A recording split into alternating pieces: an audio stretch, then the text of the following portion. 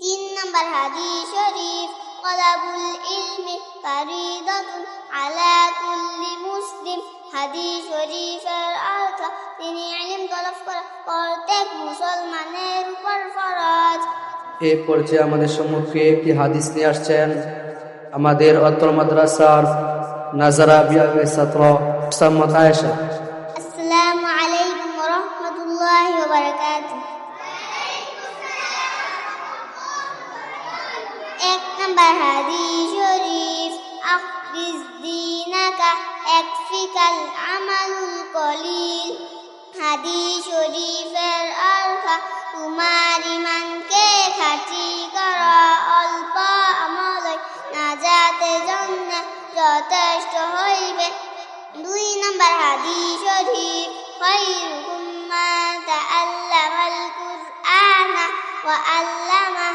হাদিস শরীফের অর্থ, তোমাদের মধ্যে সর্বোত্তম ওই ব্যক্তি যে কুরআন মাজিদ শিক্ষা করে এবং শিক্ষা দেয়।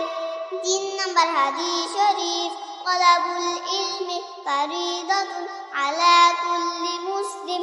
হাদিস শরীফের অর্থ, তিনি ইলম তলব করা প্রত্যেক মুসলমানের উপর ফরজ। চার নম্বর হাদিস শরীফ, আত-তুহুরু শাতরুল ঈমান। হাদিস শরীফের অর্থ, পবিত্রতা ঈমানের অঙ্গ। পাঁচ নম্বর হাদিস শরীফ, ইফতাহুল জান্নাতিস সালাহ। হাদিস শরীফের অর্থ, নামাজ বেহেশতের চাবি। ছয় নম্বর হাদিস শরীফ, আউয়ালু মা ইউহাসাবু বিহিল আবদু ইয়াওমাল কিয়ামাতিস সালাহ। হাদিস শরীফের অর্থ, কিয়ামতের দিন সর্বপ্রথম নামাজের হিসাব হইবে। সাত নম্বর হাদিস শরীফ, ফাদলুল আলিমি আলাল আবিদ কাফাদলি আলা আদনাকুম। হাদিস শরীফের অর্থ, তোমাদের মধ্যে সর্বাপেক্ষা ছোট ব্যক্তি হইতে আমার মর্তবা যত বড়, বিআলেম আবেদের চেয়ে একজন খাঁটি আলেমের মর্তবা যত বড়। আট নম্বর হাদিস শরীফ, আদ-দুআ হুয়াল ইবাদা। হাদিস শরীফের অর্থ, দুআ ইবাদত। নয় নম্বর হাদিস শরীফ, মান লাম ইয়াসআলিল্লাহ ইয়াগদাব আলাইহি। হাদিস শরীফের অর্থ, আল্লাহ তাআলার নিকট যে দোয়া করে না, আল্লাহ তাআলা তার উপর রাগান্বিত হন।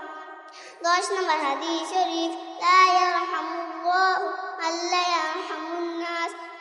অর্থ, আল্লাহ তাআলা ওই ব্যক্তির উপর রহম করেন যে মানুষের উপর রহম করে